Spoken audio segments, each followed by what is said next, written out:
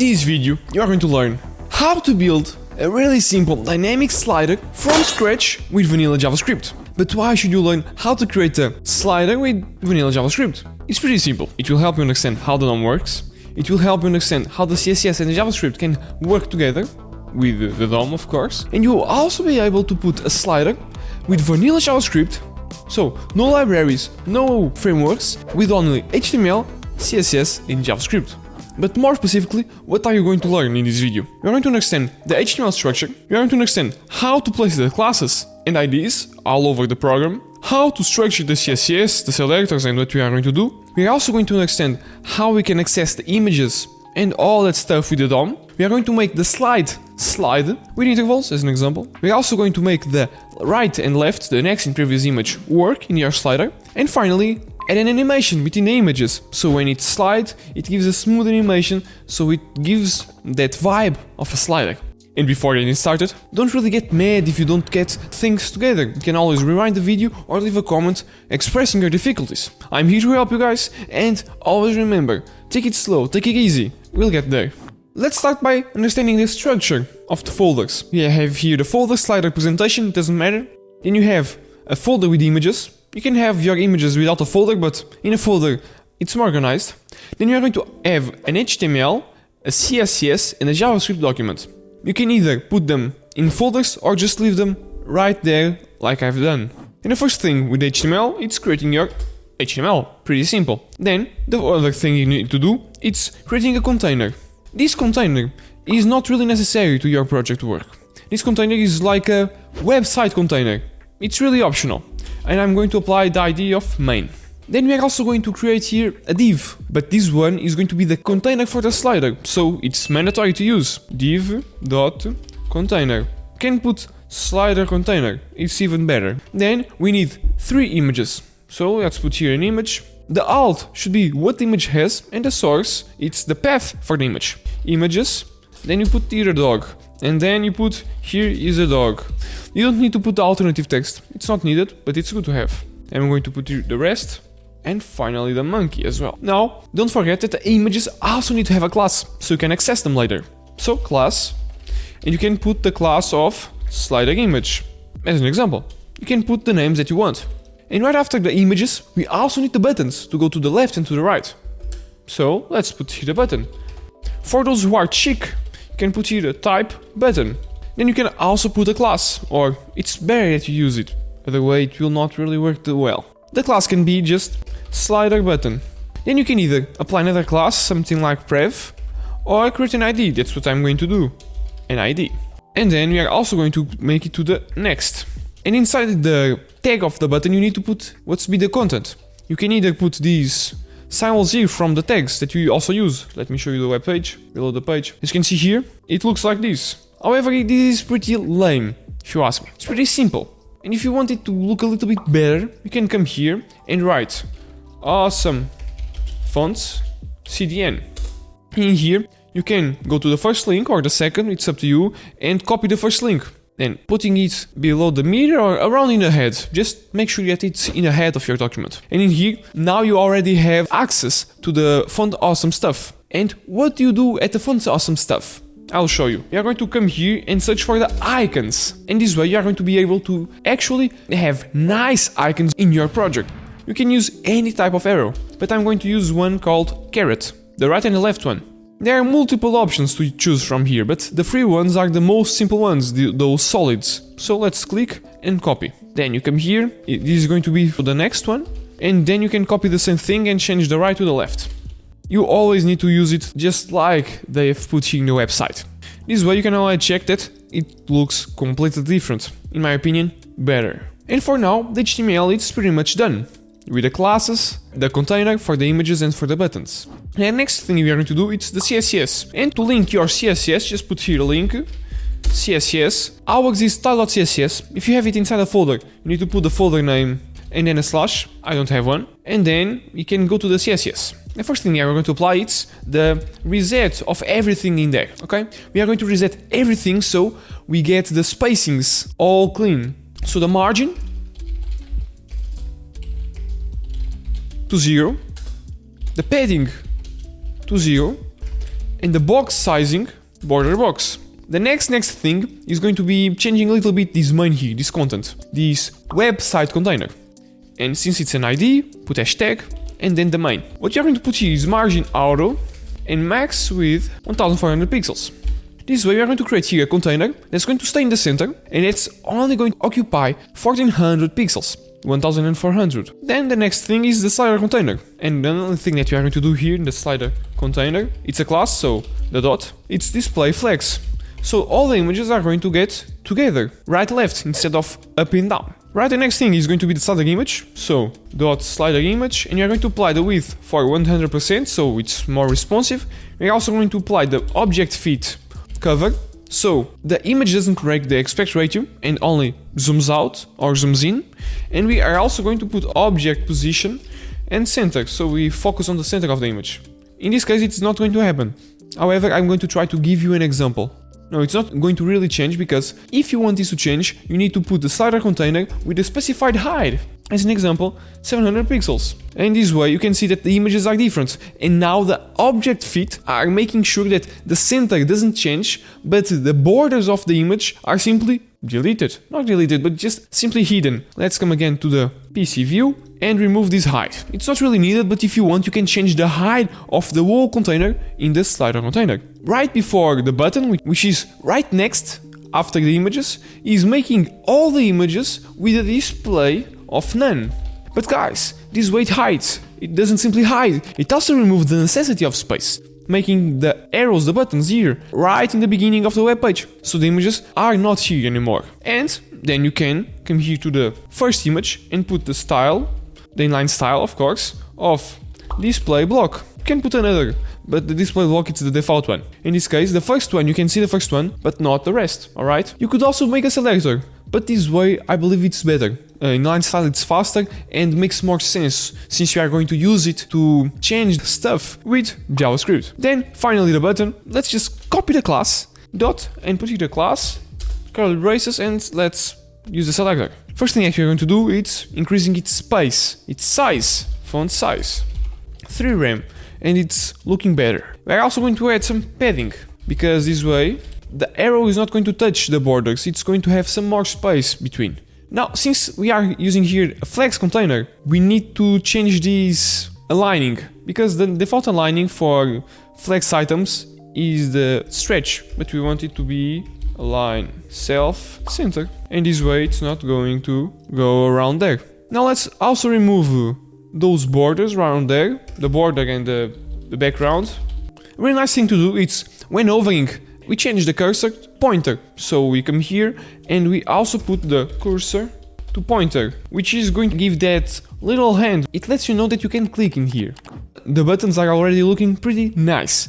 So let's already put them at the right place. How do we do that? We come here and put the position of absolute.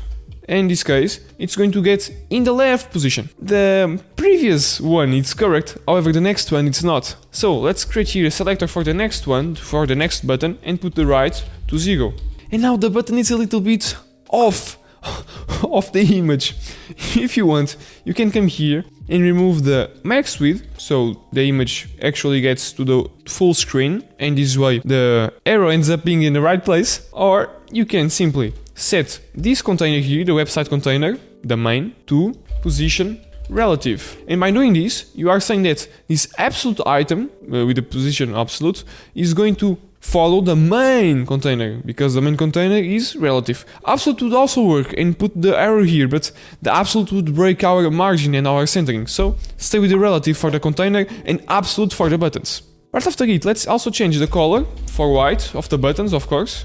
There you go. And we're also going to make some hover animation. So one nice hover animation would be putting the opacity to 1.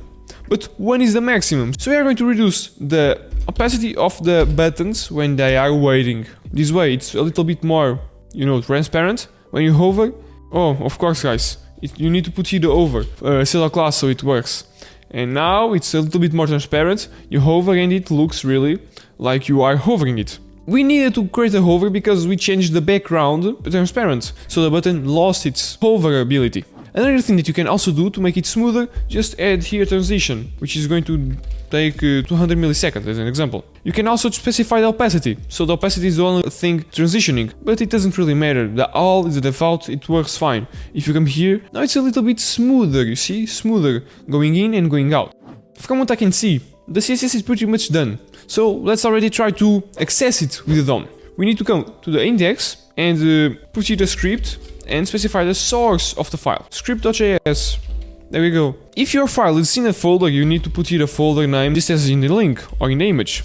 And if you want, you can also remove from the body and put in the head and just simply refer defer. So it will only go later, when the page is finally loaded. But in the bottom of the body, it's just as fine. Then the first thing that we're going to do in the script, it's actually calling for the images, slider image. So you're going to put here var slides is going to be equals to document dot query selector all.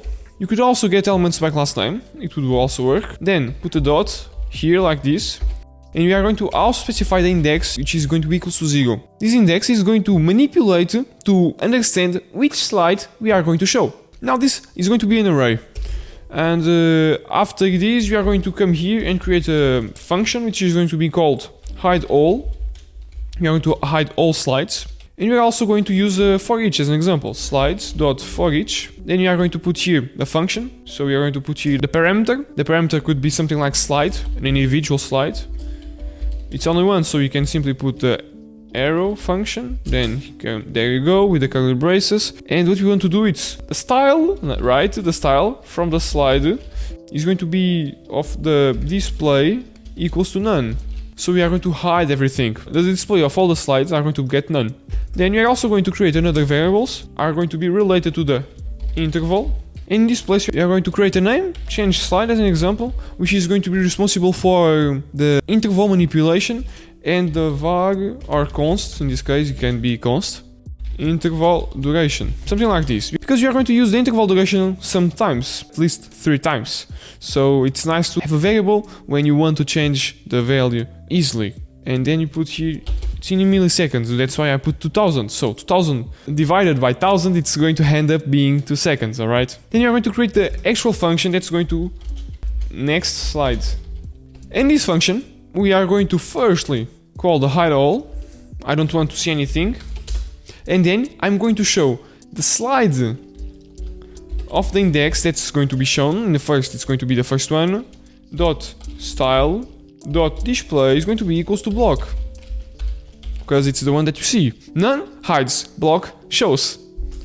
Then we are going to also put the index to increase itself. So we go to the next slide and we are going to make a verification. If the index is going to be equals to the slides dot length, we are going to change the index to 0.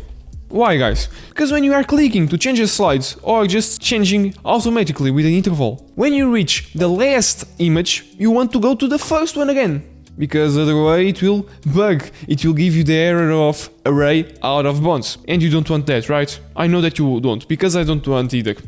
And then down here, you just need to set the interval. So change slide is going to be equals to set interval. Then you are going to put the function, because it's a higher level function, so it receives a function, and then you are going to also set the duration.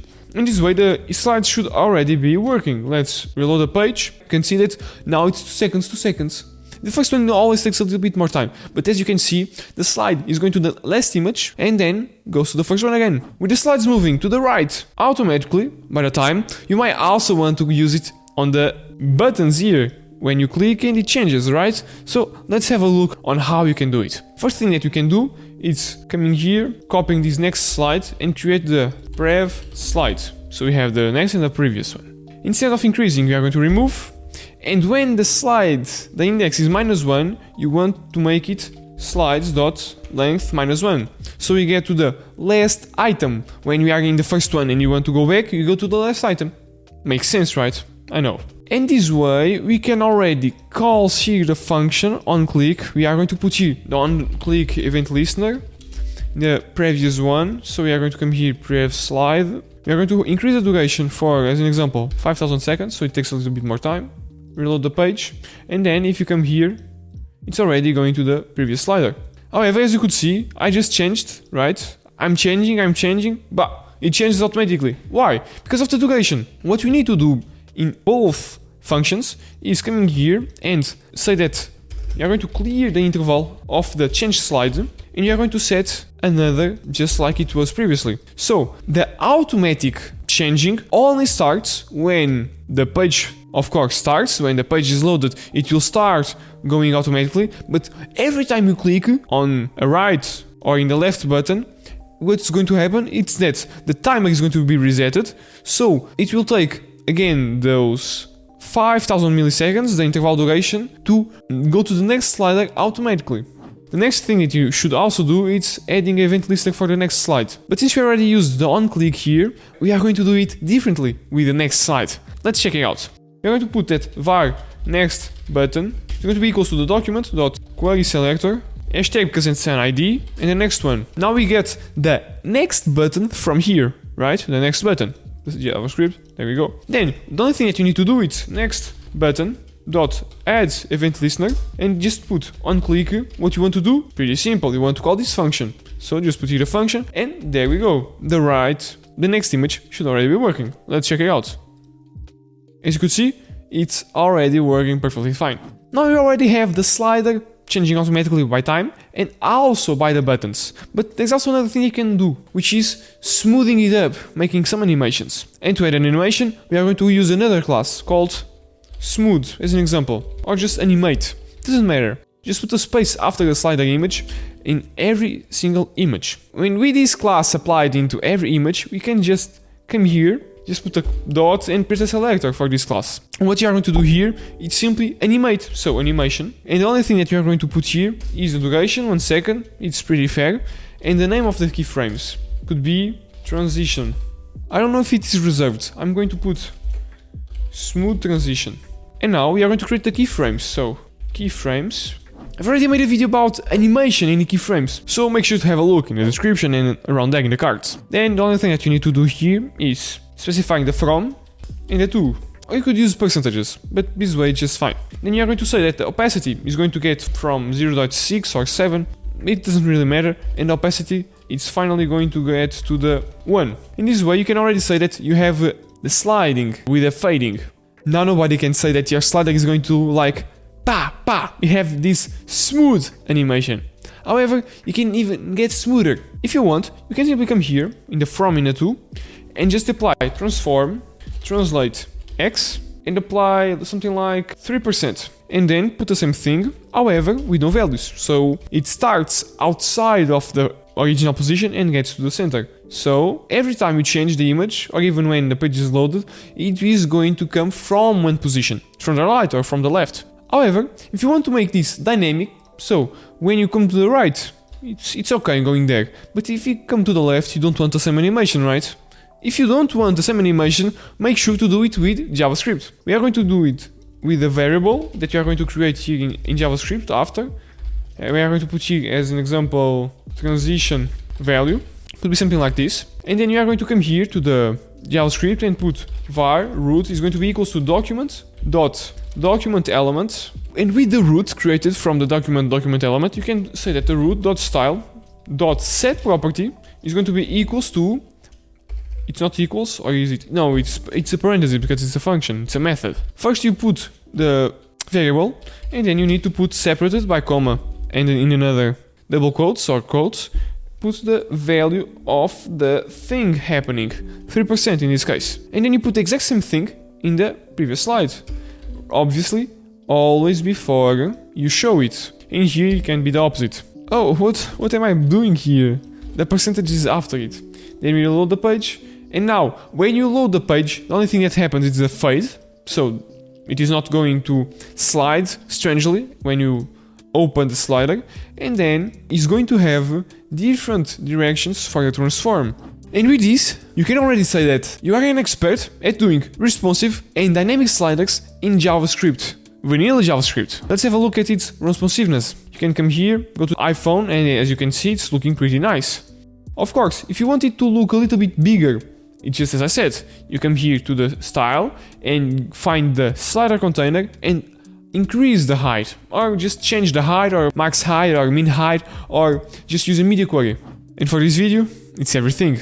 I hope you all understood everything, or at least could grasp some key points of the slider, its dynamic and responsiveness. And never forget, when in doubt, leave a comment that I will help you out. I'm Diogo Veigas and I'll see you in the next video.